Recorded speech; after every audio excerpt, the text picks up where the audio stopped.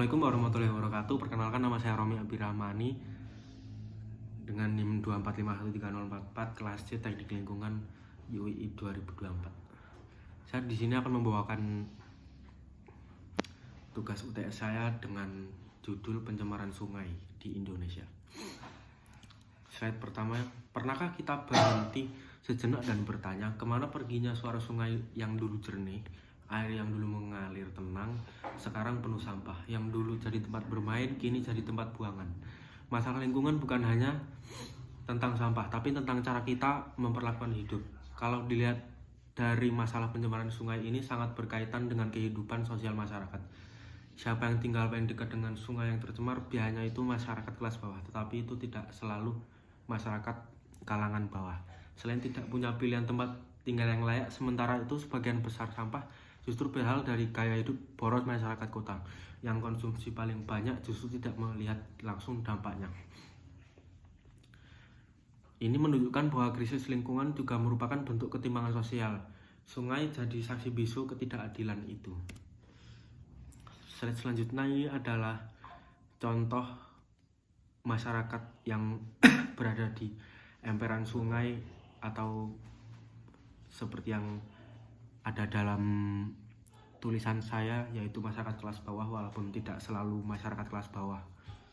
Ini saya ambil dari foto dari Detik.com, kemungkinan ini Sungai Ciliwung.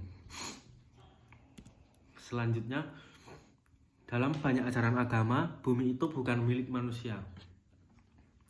Itu adalah amanah yang harus dijaga. Dalam Islam, manusia itu disebut khalifah, pemimpin yang punya tanggung jawab terhadap alam. Dalam Kristen, manusia diberi tugas untuk memelihara ciptaan Tuhan. Dalam Hindu dan Buddha, termasuk sungai adalah bagian dari kesucian dan keseimbangan hidup. Contohnya seperti di India, mereka menganggap sungai itu sebagai tempat yang suci. Tiap hari ini kita sering lupa ajaran itu. Kita rajin beribadah tapi masih membuang sampah sembarangan. Padahal menjaga alam adalah bentuk ibadah juga. Kalau kita melihat dari sudut filsafat, apakah kita ini bagian dari alam atau merasa lebih tinggi dari alam? Selama ini kita menganggap alam bisa dieksploitasi sesuka hati. Padahal kita hidup karena alam. Tanpa air, tanpa udara bersih, kita tidak bisa bertahan. Filsafat modern seperti Arrhenius bahkan mengatakan bahwa semua makhluk hidup punya nilai, bukan karena berguna bagi manusia, tapi karena mereka itu hidup. Jadi kalau kita terus merusak lingkungan, sebenarnya kita sedang merusak diri sendiri juga.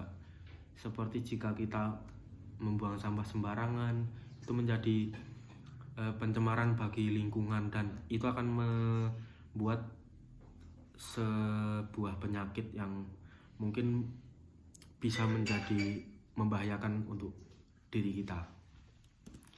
Slide selanjutnya ini ada foto sungai Batang Arau. Ini salah satu sungai yang ada di Padang, Sumatera. Ini menjadi tempat sampah sembarangan dan sekarang kondisinya sangat mengenaskan. Dalam pandangan lain, sungai bukan sekedar sumber daya. Sungai adalah bagian dari budaya, dari identitas dan cara hidup. Bagi masyarakat adat di Indonesia, sungai bukan cuma tempat cari air, tapi tempat suci yang harus dihormati. Mereka punya aturan sendiri untuk menjaga alam karena mereka tahu kalau sungai rusak, kehidupan ikut rusak. Ironisnya, modernisasi seringkali menghapus nilai-nilai ini. Kita mengganti bambu dengan plastik dan mengganti kearifan lokal dengan konsumsi cepat. Padahal banyak pelajaran dari mereka yang bisa menyelamatkan lingkungan hari ini. Meski masalahnya besar, bukan berarti tidak bisa diselesaikan. Hari ini banyak gerakan muncul dari masyarakat sendiri. Anak muda mulai bikin gerakan nol sampah. Sekolah dan pesantren membuat kurikulum lingkungan. Komunitas warga bergotong royong bersihkan sungai. Kita tidak perlu menunggu perubahan besar dari atas. Perubahan bisa dimulai dari rumah, dari cara kita membuang sampah, cara kita belanja, cara kita berpikir tentang alam. Sepele, tapi jika dilakukan bersama dampaknya akan luar biasa. Sungai bukan hanya tentang air yang mengalir, ia adalah cermin dari perilaku kita.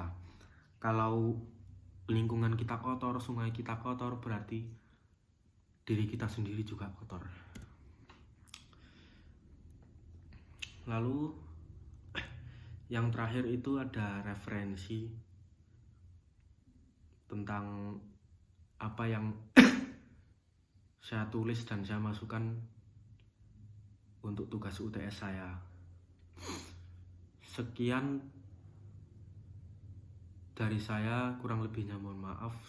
Jika ada salah kata, saya mohon maaf. Assalamualaikum warahmatullahi wabarakatuh.